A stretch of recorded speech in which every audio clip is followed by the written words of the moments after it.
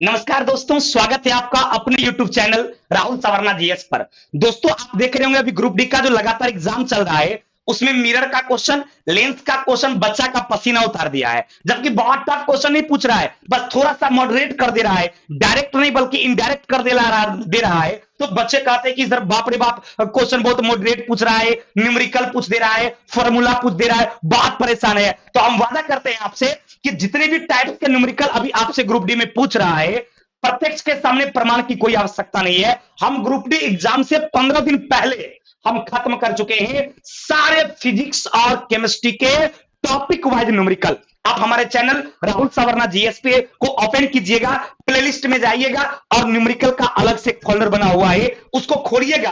Approx 35 यानी 35 class हम बिल्कुल फ्री में पढ़ा चुके हैं आपके यूट्यूब चैनल पर, आपके लिए, आपके दोस्तों के लिए। इसलिए जिन बच्चों का एग्जाम नहीं हुआ है वो निश्चित रूप से हमारे उस न्यूमेरिकल वाले सारे सेशन को जरूर देख लें। बस लगभग हर, क्योंकि टॉपिक वाइज न्यूमेरिकल और 35 है, इसका मतलब है कि 35 घंटा लगेगा। मुश्किल से 10 से 12 घंटे में वो सारे टॉपिक को आप देख लेंगे और कॉपी पर बना लीजिएगा। ऐसा नहीं सिर्फ देखना है कहानी की तरह, ये कोई कहानी नहीं है जिसमें तलवार निकलेगा, ये इसमें ब्रेन लगाना पड़ेगा। और जहां ब्रेन की बात आती है ना, 90% बच्चे वहां पीछे हो जाते हैं। तो और सारे क्वेश्चन एग्जाम का पूछा गया, अभी भी आप देख रहे होंगे ये एलपी और टेक्नीशियन एग्जाम में पूछा गया सवाल है। अभी जो आप ये सवाल देख रहे हैं ये एलपी और टेक्नीशियन में 2018 में पूछा गया सवाल है और उसमें भी सारे सवाल एग्जाम का पूछा गया। बताएं, तो हम आपसे उम्मीद करते हैं कि आप उन सारे वीडियो को बढ़िया से देखेंगे। अब हम चर्चा करते हैं इस टॉपिक में, और जो अभी ट्रेंडिंग में क्वेश्चन पूछ रहा है कि वो क्वेश्चन कैसे बनेगा, इस पर चर्चा करेंगे। और ध्यान रखेंगे, डेली सुबह के 9 बजे और रात के 8 बजे आप मेरा साथ दीजिए। सुबह के 9 बजे और रात के 8 बजे रेगुलर आप मेरे साथ रहिए। यकीन मानिए कि दुनिया की कोई ताकत पैदा नहीं ली जो आपके रिजल्ट को रोक देगा। तो आइए देखा जाए, देखिए क्वेश्चन क्या कहता भाई।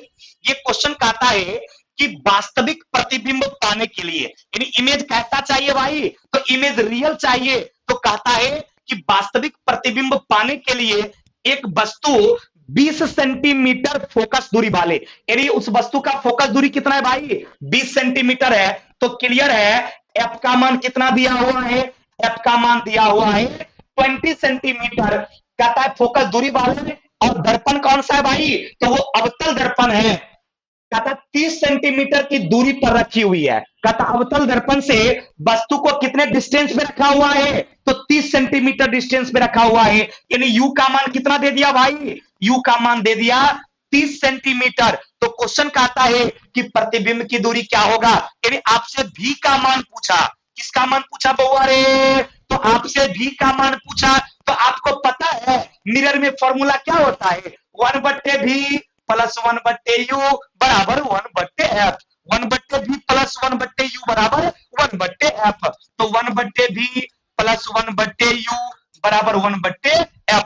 अब इस फॉर्मूला में मान क्या करेंगे, पुट करेंगे और आ जाएगा। अब चूंकि देखिए ये मिरर था, तो मिरर में आपने चिन्ह प्रॉपर्टी पढ़ा होगा कि उसमें वस्तु का दूरी, प्रतिबिंब का दूरी, फोकस दूरी लगभग 99% केस में क्या होता है, निगेटिव होता है। तो यहां पर जो ये 20 लिखा हुआ है इसका सिंबल निगेटिव में होगा, 30 लिखा हुआ है ये वस्तु दूरी है, ये भी निगेटिव होगा। तो यहां पर मान बैठाएंगे तो ये हो जाएगा 1/v प्लस 1/, माइनस यू के जगह क्या लिखेंगे, यू का मान 30 दिया हुआ है तो यू के जगह लिख दिया -30 बराबर 1/f बोले तो 1/ कितना हो जाएगा, -20। क्लियर हो गया।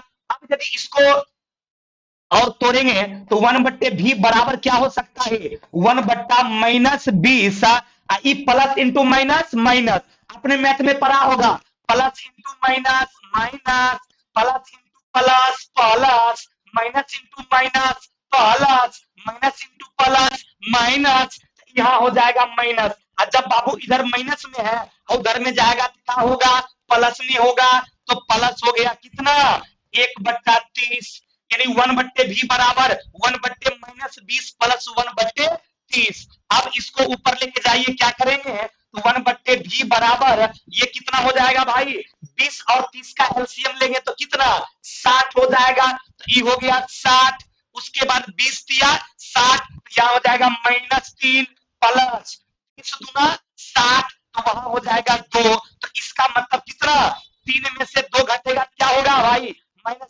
प्लस टू कितना -1, तो कोना कोनी गुना करेंगे तो -v बराबर कितना हो जाएगा 60, यानी v का मान कितना हो गया -60 सेंटीमीटर हो गया।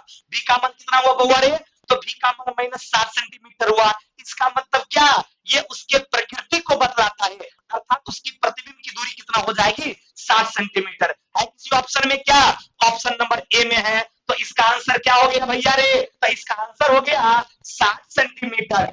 अगर निगेटिव था तो वहां निगेटिव काहे ना है, क्योंकि निगेटिव तो ये ना बतलाता है कि उसकी प्रकृति क्या है। पक्का ना 100%। चलिए थैंक यू वेरी मच। तो अगले सवाल पर चले। हम उम्मीद करते हैं कि आपको यह न्यूमेरिकल अच्छी तरीका से समझ में आ गया होगा, और आपके आने वाले एग्जाम में यदि इस तरह के सवाल पूछेगा तो आप बना लीजिएगा। यहां पर 1/v प्लस 1/u बराबर 1/f याद रखिएगा। यानी अब इस 3 डाटा में कोई 2 का मान दे देगा और तीसरा के बारे में पूछेगा, पट पट बैठाइएगा और साथ साथ जोड़ घटाव कीजिएगा और खट खट आंसर आ जाएगा। पक्का ना। चलिए आगे बढ़ते हैं। देखिए भाई अगला सवाल क्या कहता है, ये देखिए जेई में, आरआरबी जेई में ये पूछा गया सवाल है 2019 में।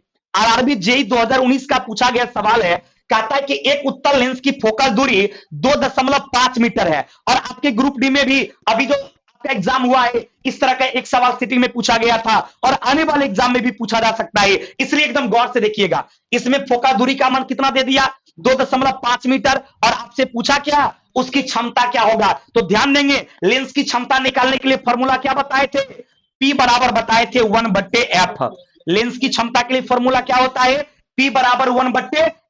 अब f का मान कितना दिया हुआ है 2.5, तो P बराबर हो जाएगा 1/2.5। अब दशमलव उड़ा देंगे तो 0, लेकिन 25 10 में तो 25 से डिवाइड होगा नहीं, तो भाई करेंगे क्या, तो यहाँ दशमलव दे देंगे, यहाँ एक और 0 दे देंगे, तक काट देंगे, कितना बार में कटेगा 4 बार में कटेगा, 25 चौके 100, 25 चौके 100। तो आंसर कितना आ गया भाई, तो 0.4 डायोप्टर। है किसी ऑप्शन में क्या, ऑप्शन नंबर बी में है 0.4 डायोप्टर। कोई कंफ्यूजन किसी को भी नहीं ना।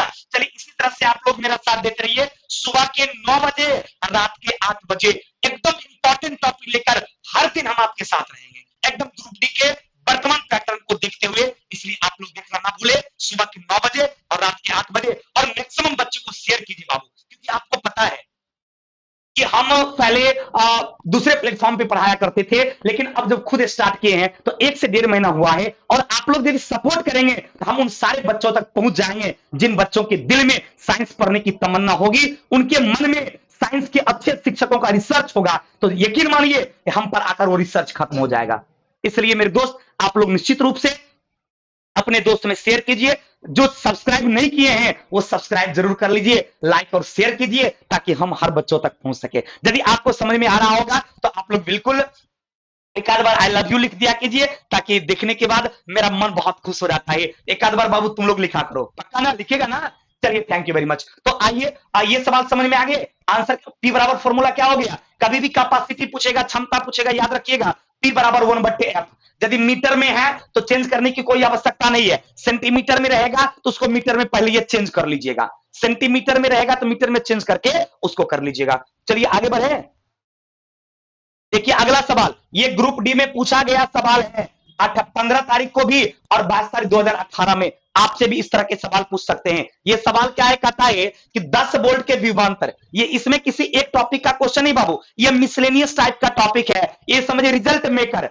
इस आज का जो सीरीज है वो रिजल्ट मेकर सीरीज आपके एग्जाम के लिए है, इसमें किसी भी टॉपिक का सवाल हो सकता है, क्योंकि आपके एग्जाम में कोई एक टॉपिक का तो सवाल देगा नहीं, उसमें भी किसी टाइप के सवाल रहेंगे, तो इसके लिए थोड़ा मामला सल्टाना ही पड़ेगा। तो चलिए देखिए ये सवाल क्या कहता है कि 10 वोल्ट के विभवांतर वाले दो बिंदु के बीच 4 कूलम्ब के चार्ज को स्थानांतरित किया गया, तो बताइए कितना काम किया गया। यानी V का मान कितना दे दिया भाई, V का मान दे दिया कितना, तो V का मान दे दिया 10 वोल्ट।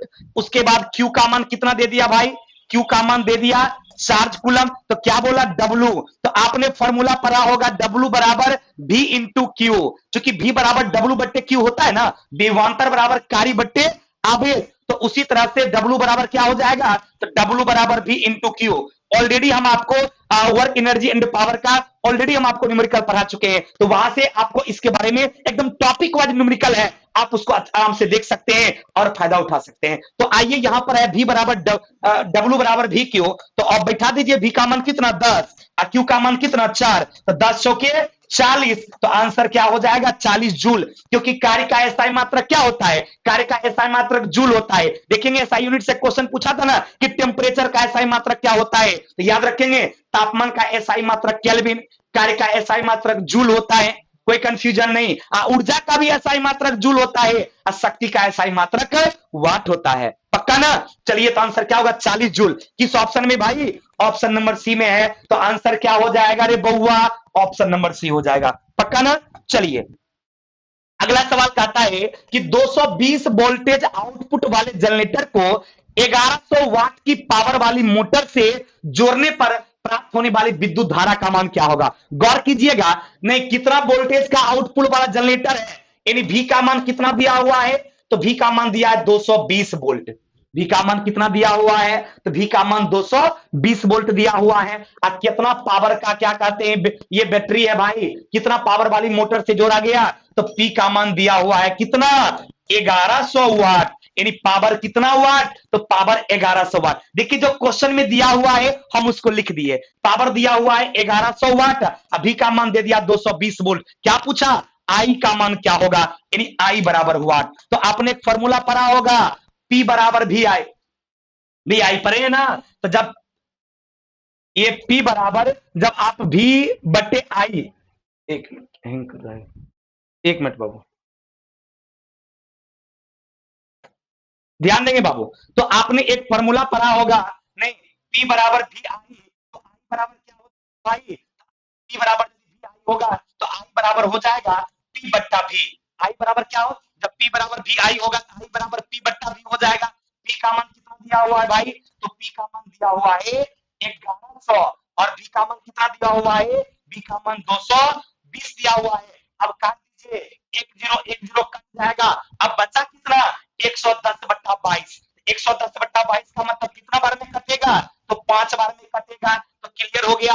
आई का मान कितना हो गया 5 एम्पियर हो गया है, किसी ऑप्शन में 5 एम्पियर क्या, ऑप्शन नंबर सी में है, तो इसका आंसर कितना हो गया भाई रे, ऑप्शन नंबर सी हो गया, यानी 5 एम्पियर हो गया। देखिए क्वेश्चन में क्या दिया था, भी का मान दे दिया था, पी का मान दे दिया था, आई पूछा, तो फॉर्मूला आपको पता है पी बराबर बी आई, यानी शक्ति बराबर नहीं उस विभवांतर गुने विद्युत धारा, तो जब पी बराबर भी आई होता है तो आई बराबर क्या होगा पी बट्टा भी, पी बट्टा भी। पी का मान 1100, अभी का मान 220, काट दिए कितना बार में कटा 5 बार में, अतः आंसर क्या हो गया ऑप्शन नंबर सी, पक्का ना। चलिए मेरे दोस्त अगला सवाल कहता है, ये लास्ट सवाल लगता है, ये सवाल कहता है कि यदि धारा 10 एम्पियर और प्रतिरोध 50 ओम है, कहता धारा 10 एम्पियर है और प्रतिरोध कितना 50 ओम है, तो बताइए विभवांतर क्या होगा। तो ध्यान देना, आई का मान कितना दे दिया, आई का मान दे दिया 10 एम्पियर, आर का मान कितना दे दिया, आर का मान दे दिया 50 ओम। तो क्वेश्चन क्या पूछा, भी का मान क्या होगा, तो फॉर्मूला याद है भी बराबर I R according to Ohm's law. इसी ने क्वेश्चन एग्जाम में पूछा गया था, अभी जो ग्रुप डी का एग्जाम चल रहा है फिलहाल में, इसी फॉर्मूला से रिलेटेड सवाल पूछा था, बच्चा कह दिया बाप रे बाप सर ओम्स लॉ से सवाल पूछ दिया, मॉडरेट सवाल था, टॉप सवाल था, कुछ नहीं था बाबू, आप पढ़ते थोड़ा कम है इसलिए परेशानी होती है, मन से पढ़िए, दुनिया की कोई ताकत आपके रिजल्ट को नहीं रोकेगी। चलिए तो फॉर्मूला लगाइए, भी का मान आपसे पूछा, तो भी बराबर फॉर्मूला क्या होता है, भी बराबर I R according to Ohm's law. तो जब भी बराबर आई आर है तो आई का मान 10 और आर का मान 50, गुना करेंगे तो कितना हो जाएगा 500 हो जाएगा, और भी का मान पूछा था 500 वोल्ट, चूंकि विभवांतर का एसआई मात्रा क्या होता है वोल्ट होता है, तो 500 वोल्ट है किसी ऑप्शन में क्या, अब देखिए 500 वोल्ट है ऑप्शन नंबर डी में, तो आंसर क्या हो गया डी। बस कुछ भी नहीं किए, जो क्वेश्चन में दिया था उसका मान लिखे, जेकरा बारे में पूछा फॉर्मूला पता होना चाहिए, तब भी बराबर आई आर, चूंकि भी का आई का मान दिया हुआ था और रेसिस्टेंस भी दे दिया था, आर का भी मान दे दिया, पूछा किसका मान भी का मान, तो भी बराबर आई आर 10 गुने 50 बराबर कितना 500 वोल्ट, चूंकि विभवांतर पूछा था, और ये आपके ग्रुप डी के एग्जाम में पूछा गया सवाल है और आपसे भी एग्जाम में पूछ सकता है, इसलिए बढ़िया से इस चीज को देखिएगा। चलिए अगला सवाल कहता है कि 10 ओम के दो समान प्रतिरोध, कितना ओम का भाई, कहता 10 ओम का दो समान प्रतिरोध जो है उसको कैसे जोड़ा गया, समानांतर रूप में जोड़ा गया। और देखिए एएलपी टेक्नीशियन में पूछा गया सवाल है कि 10 ओम का दो प्रतिरोध जो है उसको पैरेलल कॉम्बिनेशन में यानी समानांतर क्रम में जोड़ा गया तो कहता है यह संयोजन यदि 10 ओम के तीसरे प्रतिरोध से यानी R3 से तीसरे प्रतिरोध से जोड़ दिया जाए तो बताइए संयोजन का समकक्ष प्रतिरोध क्या होगा। यानी पहले दो को 10-10 ओम के दो रेसिस्टेंस को पैरेलल कॉम्बिनेशन में, पैरेलल का मतलब समानांतर होता बाबू, एक नीचे तो एक जस्ट ऊपर एकदम पैरेलल में है, एगो को कर दिया सीरीज में। क्लियर। तो पहले पैरेलल ब्लॉक निकाल के सीरीज ब्लॉक साथ की करेंगे, जोड़ देंगे। तो कैसे निकलेगा तो बात फिगर देखिएगा, एक में बोला इस तरह का और दूसरा है इस तरह का। क्लियर। ये दोनों क्या है, पैरेलल है। इसका भी मान कितना दे दिया भाई 10 ओम और इसका भी मान कितना दे दिया 10 ओम। ये दोनों क्या हो गया पैरेलल कॉम्बिनेशन में। इसी के साथ साथ बोला एक और 10 ओम के रेसिस्टेंस को जोड़ दिया गया तो बताइए समतुल्य प्रतिरोध क्या होगा। तो जो क्वेश्चन का उसका फिगर बन गया है कि दो रेसिस्टेंस को पैरेलल कॉम्बिनेशन में एक और ओकरा में जोड़ दिया गया सीरीज कॉम्बिनेशन में तो बताइए कि समतुल्य प्रतिरोध क्या होगा। तो गौर करेंगे जब ये दोनों पैरेलल कॉम्बिनेशन में है, फॉर्मूला पढ़े होंगे 1/RP बराबर 1/R1 प्लस 1/R2। सभी लोग पढ़े हुए ना। 1/RP बराबर रेसिस्टेंस पैरेलल के लिए फॉर्मूला होता है 1/RP बराबर 1/R1 प्लस 1/R2। तो मान बैठा दीजिए 1/10 प्लस 1/10 इसका कितना हो जाएगा भाई 10।